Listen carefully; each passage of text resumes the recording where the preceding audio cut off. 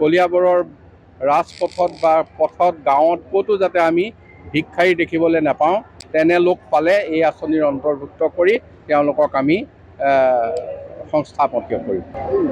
আজি মাননীয় মুখ্যমন্ত্ৰী ডাঙৰীয়াই ৰাজ্যজুৰি 126টা বিধানসভা সমষ্টিত একোখনকৈ জনসভাৰ মাজত অৰুণোদয় ৩ আঁচনিৰ শুভ উদ্বোধন কৰিলে, য'ত অৰুণোদয়ৰ পুৰণি নতুন সকলো হিতাধিকাৰীয়ে এখন নতুন তালিকাৰ মাজত ৰেচন কাৰ্ড সহ অৰুণোদয় লাভ কৰিবলৈ সক্ষম হ'ব। আৰু কলিয়াবৰ বিধানসভা সমষ্টিত আমি নতুনকৈ আৰু 10,000 অধিক অৰুণোদয় হিতাধিকাৰী পাম। প্ৰায় সমসাময়িকভাৱে ৰেচন কাৰ্ডৰ হিতাধিকাৰীও পাম। আমি আশা কৰিম কলিয়াবৰত 30,000-ৰ পৰা 35,000 পৰিয়ালে এই আঁচনিৰ অন্তৰ্ভুক্ত হ'ব আৰু দৰিদ্ৰ সীমাৰেখাৰ তলৰ লোক হয়তো নাথাকিব। তাৰ উপৰিও এটা আমি চেষ্টা ৰাখিছোঁ, কলিয়াবৰৰ ৰাজপথত বা পথত গাঁৱত ক'তো যাতে আমি ভিক্ষাৰী দেখিবলৈ নাপাওঁ, তেনে লোক পালে এই আঁচনিৰ অন্তৰ্ভুক্ত কৰি তেওঁলোকক আমি সংস্থাপন কৰিম।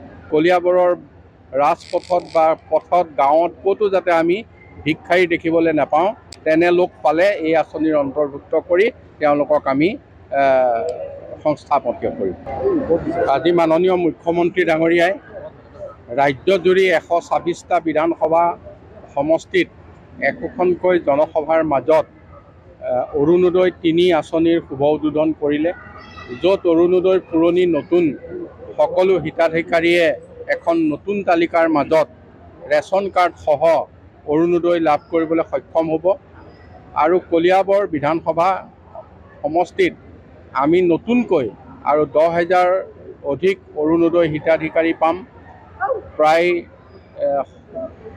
সমসাময়িকভাৱে ৰেচন কাৰ্ডৰ হিতাধিকাৰীও পাম।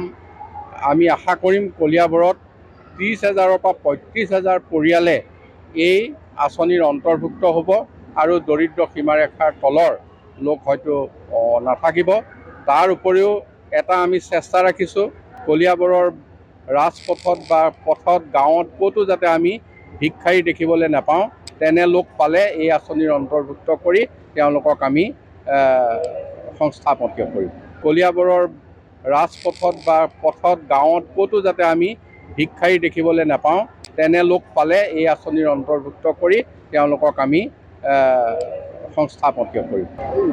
আজি মাননীয় মুখ্যমন্ত্ৰী ডাঙৰীয়াই ৰাজ্যজুৰি 126টা বিধানসভা সমষ্টিত একোখনকৈ জনসভাৰ মাজত অৰুণোদয় ৩ আঁচনিৰ শুভ উদ্বোধন কৰিলে, য'ত অৰুণোদয়ৰ পুৰণি নতুন সকলো হিতাধিকাৰীয়ে এখন নতুন তালিকাৰ মাজত ৰেচন কাৰ্ড সহ অৰুণোদয় লাভ কৰিবলৈ সক্ষম হ'ব।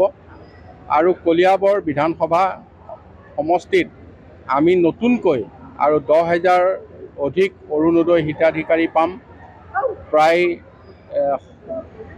সমসাময়িকভাৱে ৰেচন কাৰ্ডৰ হিতাধিকাৰীও পাম। আমি আশা কৰিম কলিয়াবৰত 30,000-ৰ পৰা 35,000 পৰিয়ালে এই আঁচনিৰ অন্তৰ্ভুক্ত হ'ব আৰু দৰিদ্ৰ সীমাৰেখাৰ তলৰ লোক হয়তো নাথাকিব। তাৰ উপৰিও এটা আমি চেষ্টা ৰাখিছোঁ, কলিয়াবৰৰ ৰাজপথত বা পথত গাঁৱত ক'তো যাতে আমি ভিক্ষাৰী দেখিবলৈ নাপাওঁ, তেনে লোক পালে এই আঁচনিৰ অন্তৰ্ভুক্ত কৰি তেওঁলোকক আমি সংস্থাপন কৰিম।